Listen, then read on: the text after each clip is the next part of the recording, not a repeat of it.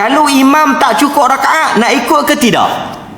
Sembahyang Isyak 4, 3 tu imam duduk. Kan? Tadi makan daging, petang makan daging, hangat. Darah naik, jadi tak ketahuan. Sembahyang 3. Kita macam mana?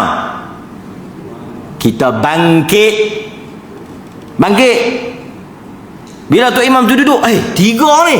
Tuan-tuan subhanallah, nampak gaya memang pi dah tu imam ni. Kan, memang duduk. Tinggal dia tak kata apa. Apa dia? Subhanallah apa? Tuan-tuan bangkit. Tuan-tuan sempurnakan 4. Tuan-tuan pergi salam. Sat lagi dah habis, tuan-tuan pergi habaq kat dia. Dia mesti tanya, 3 ke 4? 3 tadi.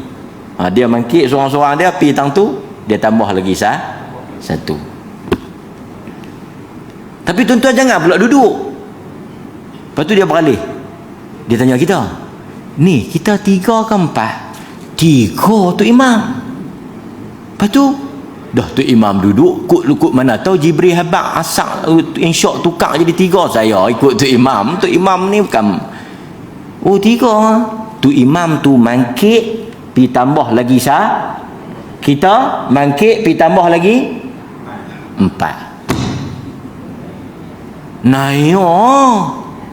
Yang dia pi tambah 1, yang kita mayang lain pasal apa? Pasal kita ketahuan kata silap, dia tak ketahuan, dia tanya kita pula habaq silap tu imam. Dah silap ikut pasal apa? Pasal tu imam, saya makmum.